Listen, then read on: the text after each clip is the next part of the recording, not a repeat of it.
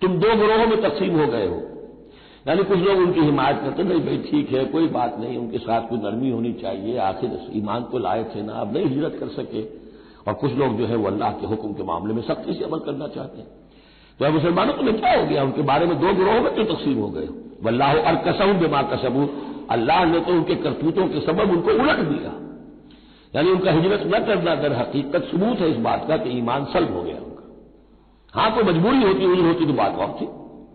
اتریدون ان تہدوا من اضل اللہ، کیا تم چاہتے ہو کہ ان کو ہدایت دے دو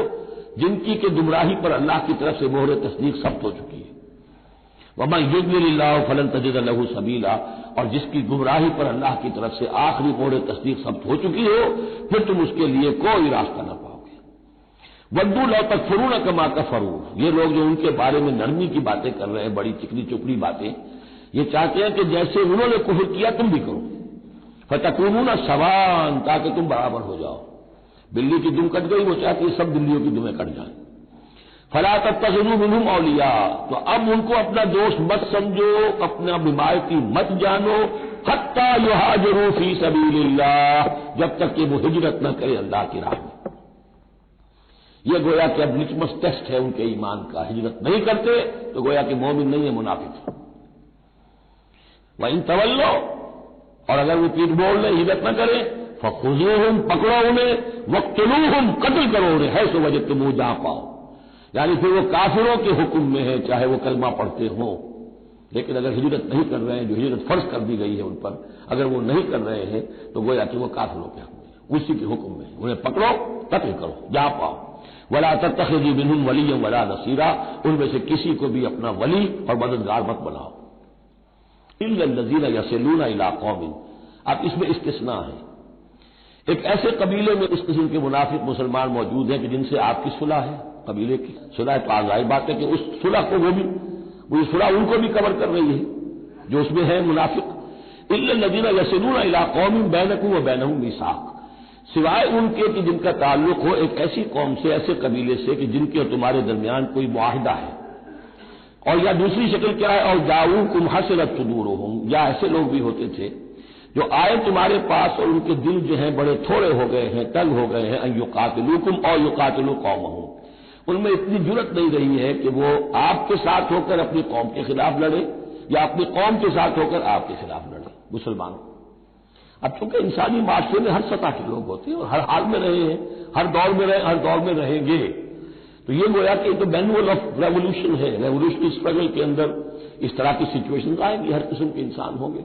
کچھ ایسے کمزور لوگ تھے، وہ کہتے تھے بھائی ہمارے لیے لڑنا بڑھنا مشکل نہیں ہے، نہ مشکل ہے، نہ تو ہم اپنی قوم کے ساتھ ہو کر مسلمانوں سے لڑیں گے، نہ مسلمانوں کے ساتھ ہو کر اپنی قوم سے لڑیں گے۔ ان کے بارے میں بھی کہا کہ ان کو بھی دفع کرو، ان کو بھی قتل نہ کرو، ان کو بھی چھوڑ دو، ان کی بھی جاں بخشی کرو۔ تو دو استثناء آ رہے ہیں، ایک تو استثناء کن سے ہے کہ جن کے ساتھ، جن کے قبیلے کے ساتھ تمہارا معاہدہ ہے، اس کے منافقین کے اوپر وہ حکم نہیں آئے گا خذوہم وقتلوہم حیث ثقفتموہم، کہ انہیں پکڑو اور قتل کرو جہاں پاؤ۔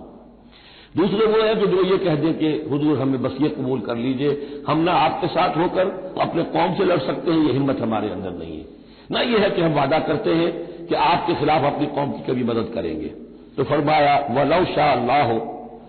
اگر اللہ چاہتا لَسَلَّطَكُمْ عَلَيْكُمْ فَلَقَاتَلُوكُمْ، یہ بھی تو ہو سکتا تھا کہ اللہ انہیں تمہارے خلاف مسلط کر دیتا اور وہ تمہارے خلاف قتال کرتے۔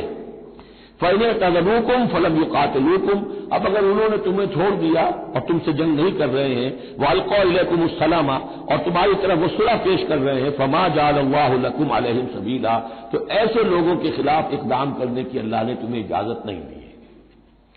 تو سمجھتے جائیے اس بات کو کہ جو منافق ہے ان میں سے عام قاعدہ یہ ہے کہ اب جو بھی اقدام ان کے خلاف ہوگا انہیں پکڑو اور قتل کرو، وہ کافروں کے حکم میں ہے اگر وہ ہجرت نہیں کر رہے۔ اللہ یہ نمبر ایک